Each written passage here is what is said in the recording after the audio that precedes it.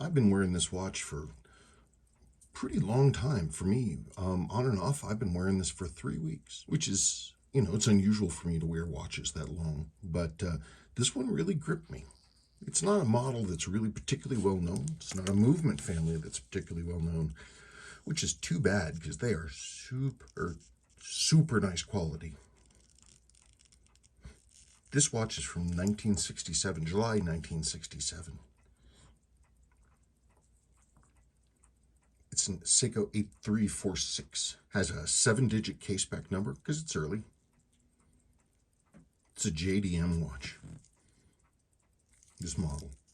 Typical for a JDM watch is they tended to get nicer stuff than, people outside of the country. This, for example, this is a beautiful bracelet. This is the original bracelet. It's solid stainless ends, these lovely machined flat ovals that are still in great condition, with a satin brushed hollow link.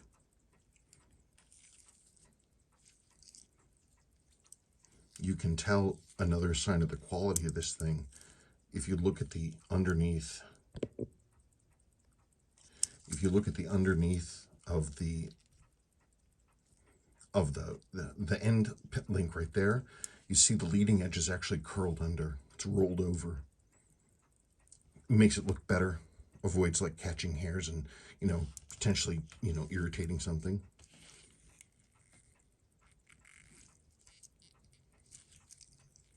Yeah, it's a beautiful, they really, when they did put their back into a bracelet design, they really went all out. They came with these extenders. Normally the bracelets are actually super short, and this one is no exception. If it wasn't for the stock extender that goes into this, the original clasp there, I wouldn't be able to wear this thing. I think, oh yeah, I've got one more spot to go. If anybody has any links for one of these, please let me know. The links are the split pin, the push ones. And it looks like a single link is a single link, but I don't. Looks like I've got one extra link, as is typical with JDM watches of this time period.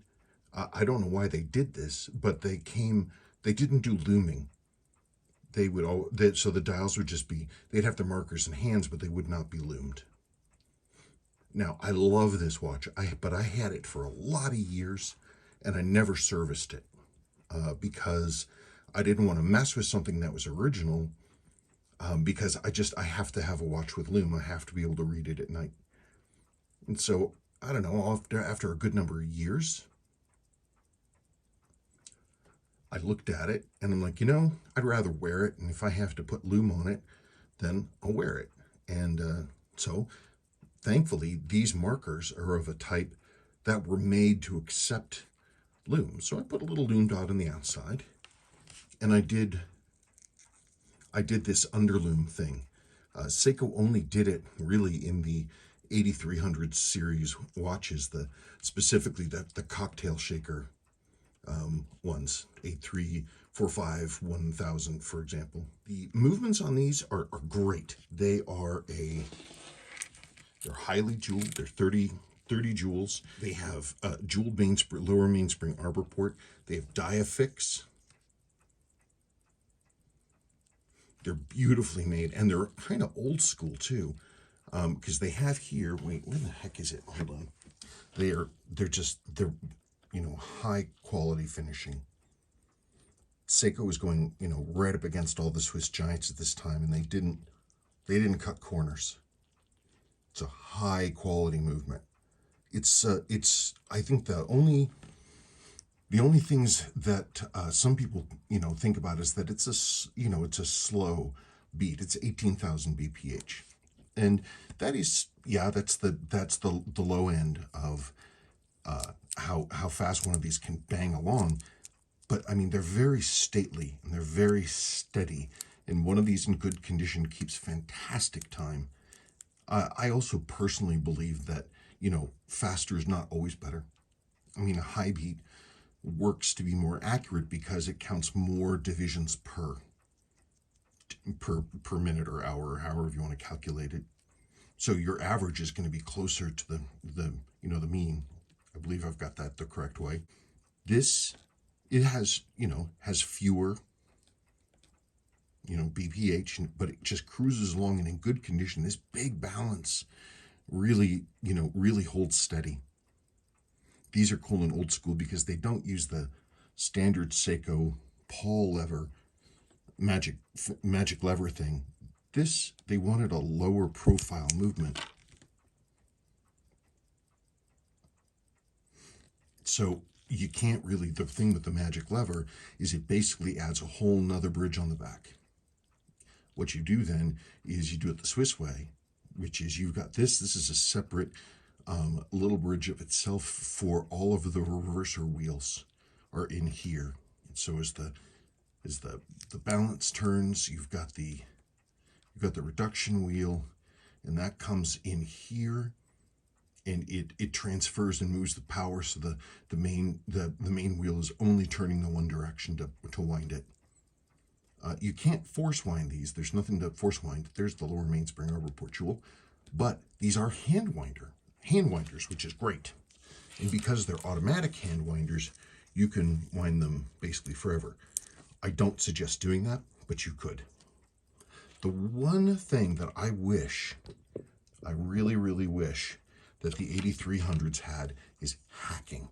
It's the one thing that I really, really wish that it had hacking.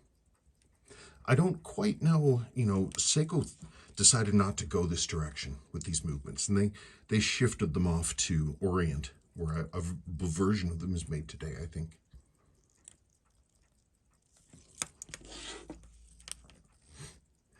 The rest of the styling is actually pretty close to the 62GS had a layout a lot like this, especially with that fine line chapter ring. And the markers, except they don't have black striping. I did notice one thing. I have a watch job in-house of a 6215 7,300 meter diver, also from this same period. And I noticed that, they're not an exact match, but you can, I don't think you have to squint to see the family resemblance, at least I hope not.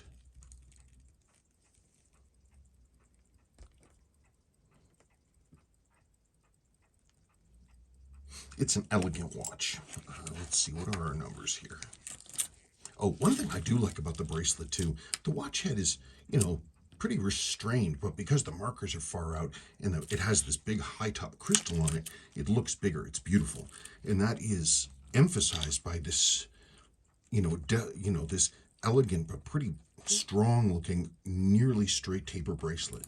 This is one of these instances where if you went with the taper bracelet, it would make it would make the watch look even smaller. For these kinds of 60s dress watches, I really myself, especially for straps, I'm leaning to straight, non-tapered, or if tapered, like barely. Let's just get some of the numbers. See if my baby's working here. If you hear snoring in the background, that's the dog.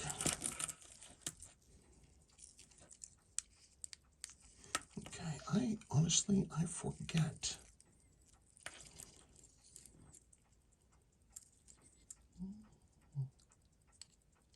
One.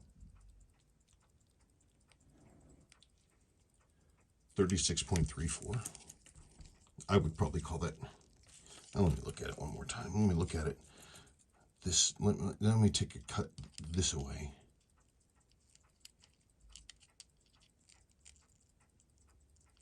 I'm going to call it 36. These are 18. I don't know why I'm bothering to measure this, but you know what? Maybe I'm wrong. Oh my God, for real? Is it really 19? Oh my God, I'm terrible. I'm not touching it. I don't want to get scratched. No, 18. I was right. Okay, cool. Lug to lug. If I had to guess, what, 42, 43?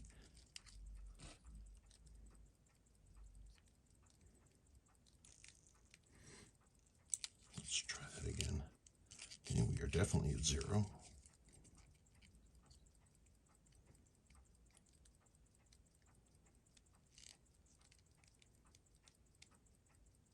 $41.4. And of course, the ultimate question: how far under a cuff will we go? 10.75. That's pretty low. That's pretty tight. And that's why they, they wanted to go with this, get the slim watch.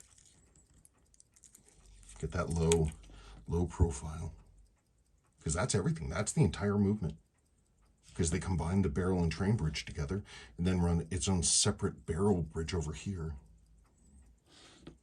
Very cool. Yeah, this was sort of a, if I understand correctly, sort of a rising business person's watch. The salaryman watch, if you're doing your thing and hanging out and being cool. It's a pretty watch. It really shows their grammar of design with all these jewel-like facets and flashes. The radial, beautiful radial brushing with white champagne dial.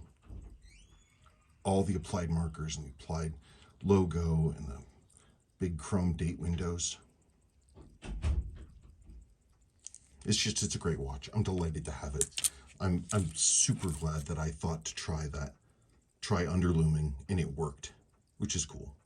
I will insert some underlooming pictures here, but I'll try this maybe. Let's see if we can get it. Do you think I can get it to show? Hang on. I'll get this really hot.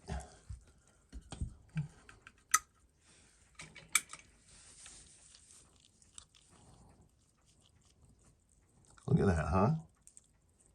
Look at the underloom. Yes. And I even loomed the underneath of the sweep hand. You put a bunch of light. You put a bunch of light on that, and it's you can see the sweep moving in the middle of the night. So if I could somehow add a hacking lever to this, it'd be perfect. But as it is, I love it. Classy, just a little bit sporty with this. It's not too stiff-necked. Especially because it's got the chapter ring markers. It's a little more sporty. And it's got the hidden loom, which was my addition to it. Seriously, if somebody has one of these bracelets or even some links for one of these, please let me know. Okay, well, thank you for watching my impromptu review of the 8346 8030. It's 27 joules officially, but this one, I bumped it up to 30. Okay, that's it. Thank you, folks. I forgot one of the most important things. So this is my baby GS, 6216 9000. It's the same exact movement as the 6246 Grand Seiko, and it uses the same case. But it also came out at the same time. Again, it's not perfect, but boy, you do see that family resemblance, don't you? Well, I do anyway. Now, of course, compare this. Look at that.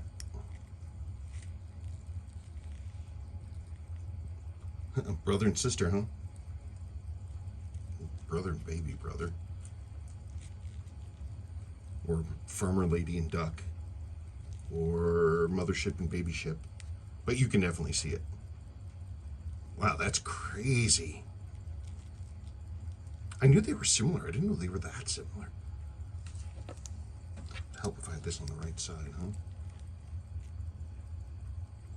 Yeah, you can really see it. It's like this is the dress watch companion to that. The King. All right. Now we're done. I forgot. Wrist check. I've been double wristing it today. I've been wearing this one, Baby GS. But on my other wrist is my True Poke. It's an early one. This is March, I believe, March 69, and it still had the A movement, which is correct for these early ones. I have it on a taper because that's what it came on. Somebody had had the work done, and that's what it came on. All right, there's my wrist check. Thank you.